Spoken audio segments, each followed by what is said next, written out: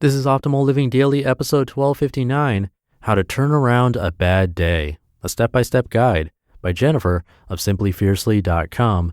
And I'm Justin Malik, the guy that reads to you every single day of the year, including weekends and holidays, to help you live a more meaningful and positive life. Today's post being from Jennifer at Simply Fiercely. And a big thanks to our friends at Carbona. Do you get obsessed with stubborn stains that just can't seem to go away? I do. And Carbona is just as obsessed with all things clean. They've developed a wide range of solutions from carpet care to laundry. They've been delivering amazing results since 1908. Goodbye stains, hello happiness. Live life unstained. Shop carbona.com with code OLD for 20% off. That's carbona.com, code OLD for 20% off. For now, let's get right to it as we optimize your life. How to Turn Around a Bad Day, a step-by-step guide by Jennifer of simplyfiercely.com. Like most people with an interest in personal development, I've always been fond of a good inspirational quote. And lately I've been thinking a lot about a favorite. Quote, "Choose your mood." Source unknown. It's a simple but powerful reminder that while things may not always go exactly to plan, we always have a choice about how to react when life throws us a curveball.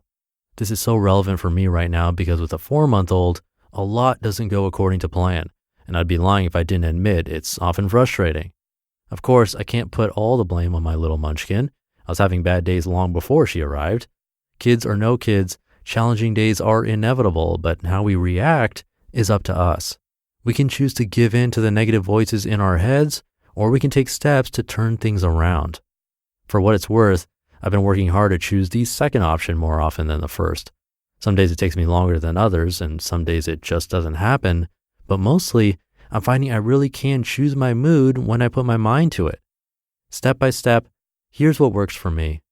By the way, I wrote this draft a few weeks ago in my journal, then today, as I was typing up this post, I started to slide headfirst into a bad day and had to put my own words to the test. It truly worked for me, so I hope these tips will work for you too. Step 1, recognize what's happening. I think one of the biggest challenges to overcome a bad day is sometimes just realizing what's going on. It can happen so quickly.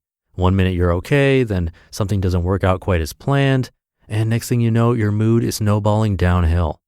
Because of this, your best bet is to try and turn things around before it gets too out of control, so it pays to know your early warning signs.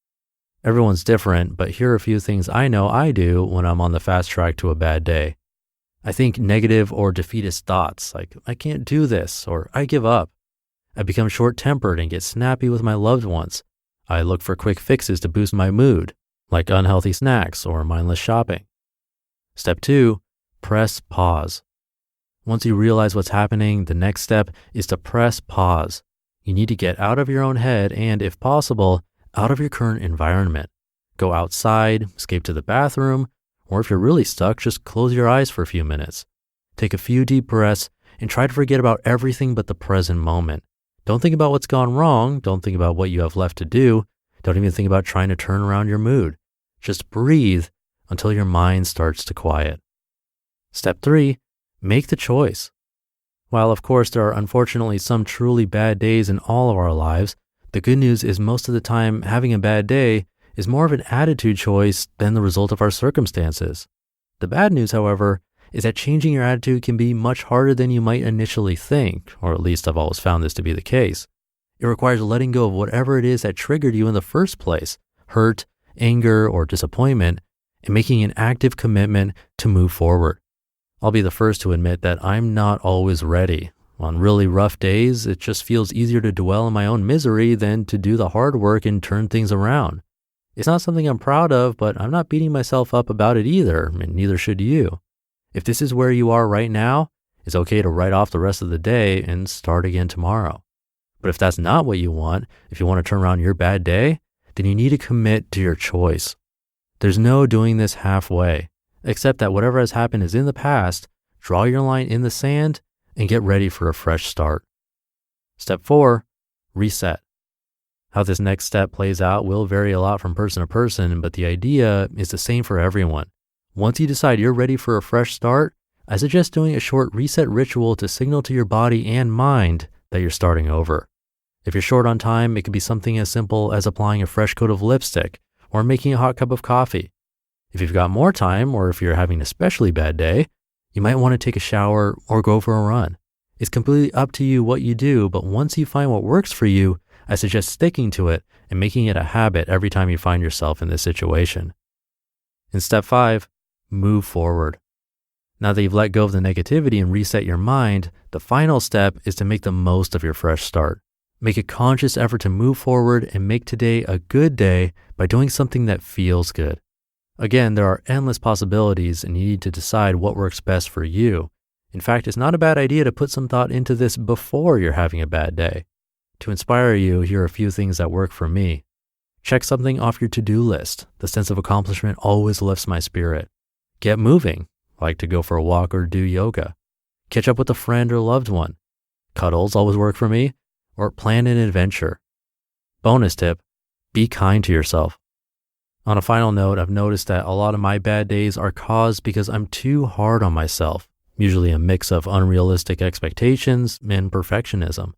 I know if I could nip this in the bud, there wouldn't be any need to combat so many bad days, so I'm working on it. It's not easy, and I often need to be reminded, so I thought I'd share the message in case you needed to hear it today too. You just listened to the post titled, How to Turn Around a Bad Day, a Step-by-Step Guide by Jennifer of simplyfiercely.com. And a big thanks to our friends at Carbona.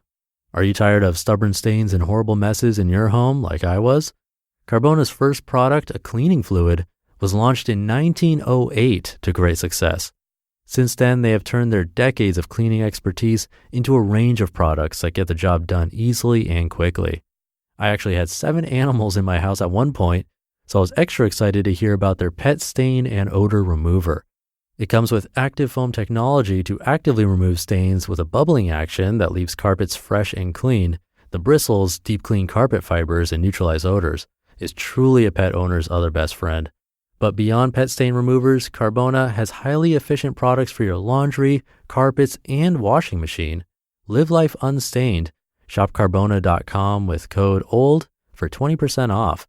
That's Carbona.com with code OLD for 20% off. I'll leave it there for today. Hope you're having a great day. I'll be back for the Friday show tomorrow, where your optimal life awaits.